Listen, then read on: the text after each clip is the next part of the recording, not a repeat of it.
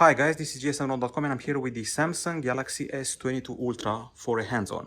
This new device is a clear tribute to the Galaxy Note 20 Ultra. You can easily consider it a sort of Galaxy Note 21 Ultra, even though the name says otherwise. Now, I'm saying that on account of the format. You can see the flat top, the flat bottom, and the gently curved sides that go from a flat back surface and a flat front surface to this approach. Even though it goes way past 200 grams, it's pretty easy to wield with a single hand, and guess what? They even put a stylus in it this time. You remove it like this, and you can see here the classic palette. Now, aside from these options, you're going to write here and draw using a 3 millisecond or even 2.8 millisecond latency, which is actually superior to the one of the Galaxy Note 20 Ultra. It's 3 times superior, so that's mighty impressive. And at the same time, aside from this latency and the control, you can use it for remote control. So if I press this button and do a gesture like this, I just did a screenshot, and I can also highlight stuff here. For example, I can highlight this app. Let's change the color to this one here, red. So you can clearly highlight something if you want to show a person on the map where they can reach you and other things like that. And you can also use it as a remote control for the camera, like this gesture, for example. The spinning one is used to zoom in, which is kind of useful for the photo rather than the selfie. Here we go. So if I do this squirrely thing, it keeps zooming in, and that's just one example of it. Of course, there's an entire suite of things you can do here. You can do smart selection, notes, screen write, live messages, translate, and more. Now, the core here is basically the latency. It's reduced, and of course, the fact you can insert it in the phone.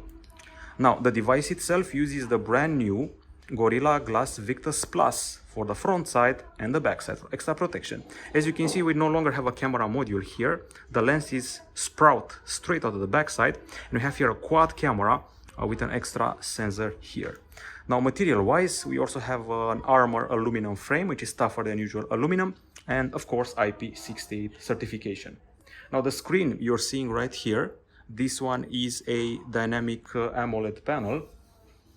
We're dealing here with a 6.8-inch Quad HD Plus panel, which goes up to 120 Hz and goes down to 1 Hz.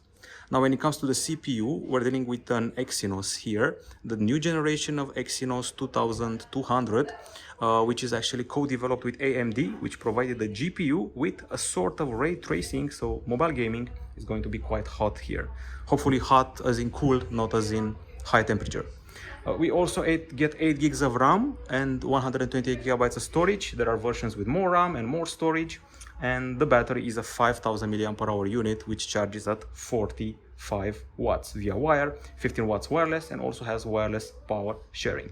For the sake of security, we have an in-display ultrasonic fingerprint scanner, and when it comes to the cameras, we start off with the top one, the 40 megapixel camera, similar to the one from last year.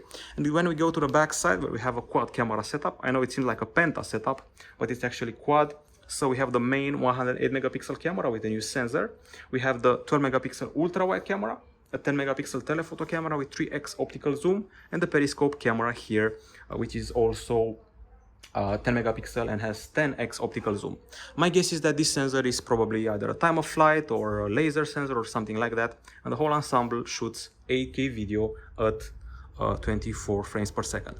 Now, the novelty of the camera here includes, among others, a nighttime portrait, and also the portrait has been improved. It can take pet portraits and also can distinguish between the strands of hair of a girl in the scenery. We also have this more section here where you can see the Pro mode, Pro video, single take, night mode, which applies to all the cameras. When I say all, I mean both of the telephoto cameras and the ultra wide, so all of them can have night mode. And of course, there's that extra stabilized mode, which involves a high level of zoom, and you have this area here which improves stabilization at a more advanced level. Okay, there's more to uncover here when it comes to the photo camera. The setup may look identical on paper, but we have dual pixel autofocus, which is faster, and we also have the 100x space zoom and even more novelty. On the software front, we got Android 12, which means you're going to extract the colors from a color palette taken from the wallpaper. And you can see here that we're running on, let's see, it's Android 12 and One UI 4.1, not just regular 4.0. So once again, you're going to extract colors from the wallpaper. You're going to see here a green icon when the camera and microphone are on for your privacy. And you also have a dark mode, you have the DeX, screen recorder, quick share, and so much more to uncover here. And battery care is more intuitive with smileys regarding the nice functioning of your phone. And the camera interface has changed with One UI 4. The icons are more self-explanatory, unlike those leaves which were used as symbols before. Okay, this is pretty much it. The first contact with the Galaxy S22 Ultra. I can easily call it a Galaxy Note or a Galaxy Note successor on account of the S Pen stylus bundled in it, the improved latency and the format of the design. And finally, they made the camera a bit more discreet as people were complaining about how protruding it was. That's it from gsno.com. Goodbye.